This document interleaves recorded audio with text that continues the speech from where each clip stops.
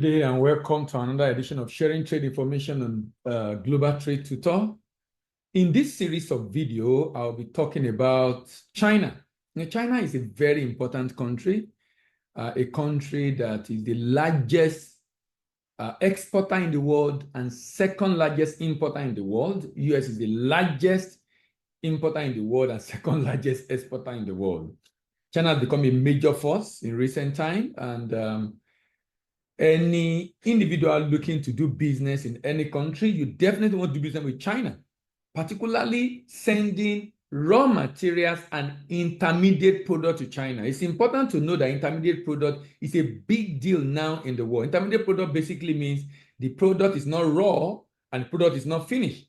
And China, being an industrial nation, highly industrialized nation, purchase a lot of these kind of products, particularly primary raw materials and intermediate product, because all these help them to be able to create jobs for their people. As a matter of fact, I'm aware there are some products you can't export finished to China. Why? Because it must be processed in China. Now, these are the kind of policy that China have in mind, or China have put in place to be able to ensure that its country is not a dumping ground, but rather its country, so is the import of China is deliberately targeted to be able to attract raw materials required for manufacturing and intermediate product required for production within the country. In fact, sometimes governments set up a trading company and government fund those trading companies, and those trading companies purchase these raw materials and stockpile them so that when organizations, manufacturing companies, factories need them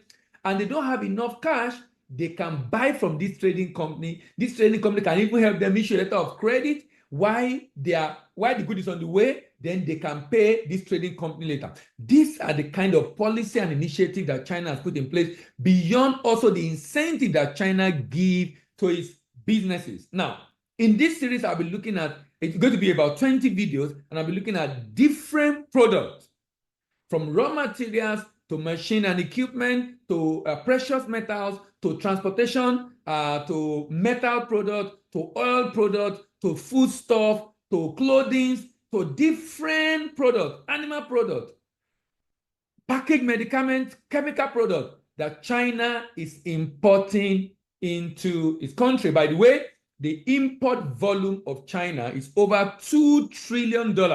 Global trade is just about 24, $25 trillion.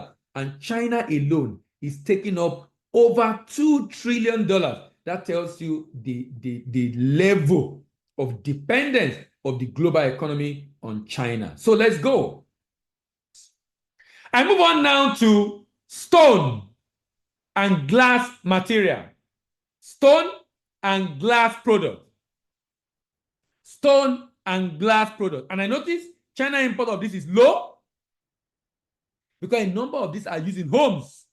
I strongly believe elite population of China are the one buying this. $8.11 billion. The elite population of China are the one buying it. $8.11 billion. So what are these items of import of China constituting 8.11 billion? What are these items?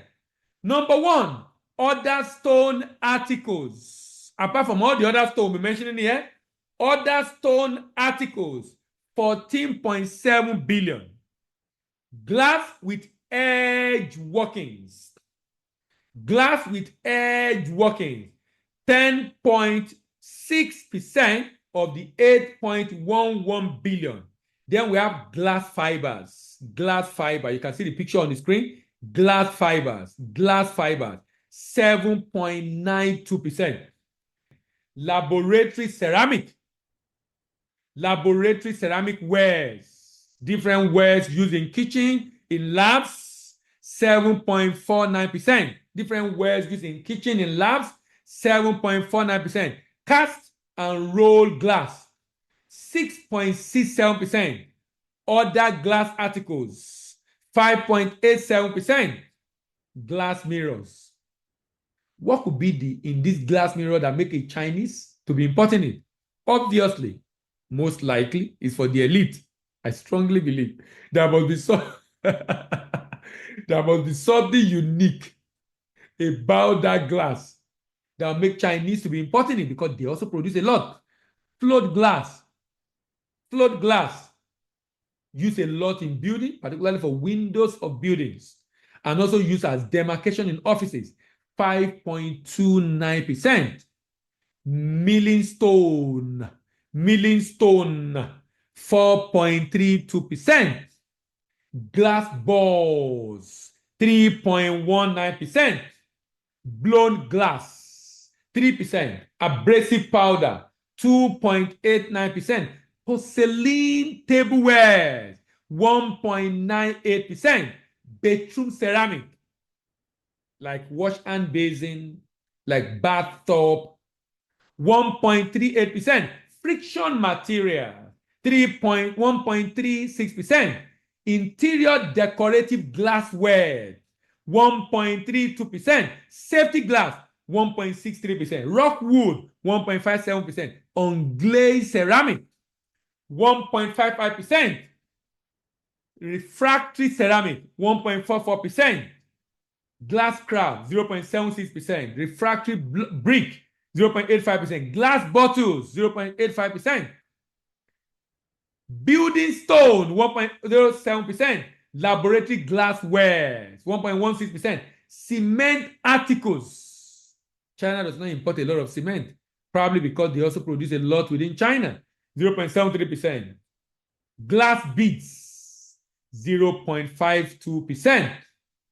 China is spending $8.11 billion to import all these glass and stone articles.